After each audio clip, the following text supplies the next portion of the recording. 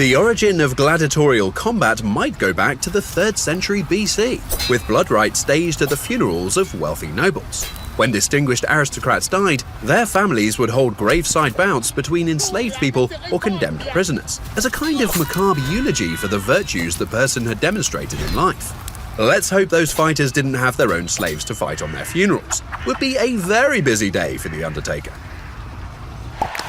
These funeral rituals increased in scope during the reign of Julius Caesar, who staged bouts between hundreds of gladiators in honor of his deceased father and daughter. The games became hugely popular, to a point where people probably didn't really give a shit anymore whose funeral it was. They just wanted to enjoy some good old carnage, go home and eat grapes on a stone bench. With the gladiatorial games already being widely present in Roman culture, the decision was made to build a giant amphitheatre in the centre of Rome. It was named the Flavian Amphitheatre, better known as the Colosseum. During the many centuries of gladiatorial games, many people came, fought, and died in the Roman Colosseum. Because of the immense popularity of the Colosseum and the games, it was clear to many gladiators of their imminent fate. Many of the fighters knew days before if they were fighting a regular gladiator or a wild animal. Therefore, your survival chances as a gladiator strongly depended on your status. There were some people who chose to be a gladiator, but most of them were enslaved people or prisoners of war. If that was the case, your chances of survival could be, well, not so good.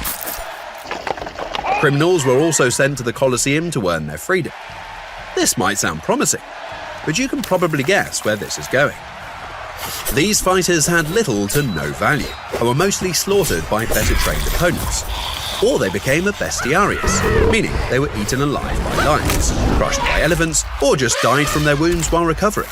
Rough day at the office. As mentioned before, most gladiators were slaves, prisoners of war, or criminals. Despite having to endure the dangers of daily gladiatorial fighting, these gladiators were trained in special fighting schools. There were people involved who invested in time, money, and resources to get these fighters to become highly skilled in fighting, but also in survival. If these fighters would last as short as the average Qatar construction worker, that would be too much of an expense for most investors.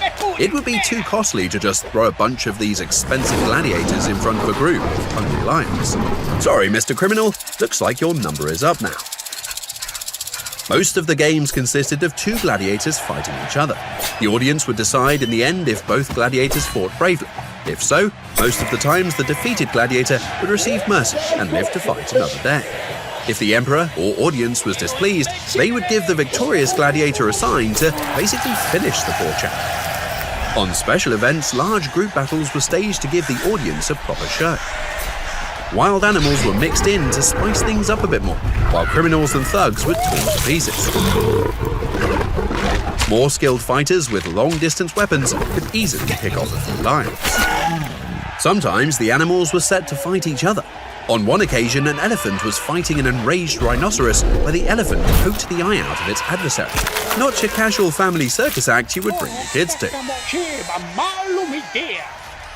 Damnatio and Bestias was a game where two guys stood on a seesaw with their arms tied to their waist. Wild animals would be set loose into the arena. The audience could then place bets on who would be eaten alive first. Obviously, the winner of the game didn't enjoy his victory for long because of the unfortunate way a seesaw works. Women were also sent in the arena to fight. They fought mostly other women, and on a few occasions, they battled a group of dwarves armed with meat cleavers. There was no point on that day wearing a lot of upper body armor, I guess. The battles involving women as gladiators ended when Emperor Septimius Severus banned their participation. A shame there were no women's rights back then to keep them in the game. During the reign of Emperor Titus, the Colosseum was flooded with more than 1 million gallons of water.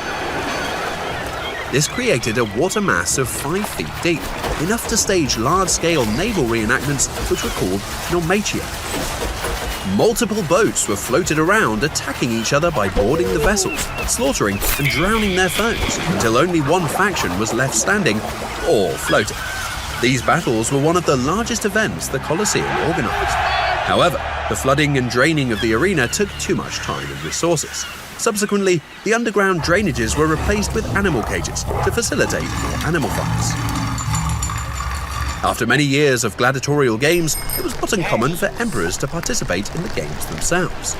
During the reign of Marcus Aurelius Commodus, it was the emperor himself who entered the arena to fight along his gladiator colleagues. This sounds like a brave thing to do, until you consider he mostly fought physically disabled people, or people who were instructed to give their lives. His sadistic creativity led to multiple battles orchestrated in a way that they resembled something more of an execution than an actual fair fight. I guess the emperor didn't really get the notion that beating up physically disabled people publicly is not going to make you look very cool. While most people who died in the Colosseum were slaves, criminals, or prisoners of war, there were also Roman citizens who voluntarily became a gladiator. In Roman culture, a successful gladiator was treated like a superstar. Their successes were quickly picked up by the crowd, and this could boost the social rank of the gladiator to new heights, equaling that of many Roman nobles. They would enjoy the presence of women, since they were looked upon as the embodiment of the ultimate Roman sex symbol. Because the profits earned from battles increased alongside the improved status of the gladiator, these fights would only be reserved for specific events and would not be exposed to any unnecessary dangers. If the fighter was defeated, he still had the advantage of potentially having the crowd on his side. For any judgment call with a thumb up, thumb closed situation, this could be handy. Nevertheless, the true dangers of living a life as a gladiator were not to be ignored. Over time, many of these fighters even formed unions with their own elected leader. When a warrior fell in battle, these groups would ensure that their comrades received a proper funeral, including a grave inscription honoring their achievements in the arena. If the deceased had a wife and children, they would also see that the family received monetary compensation for their loss. When you think of gladiators, I bet you are not instantly thinking of life insurance policies. But there you go.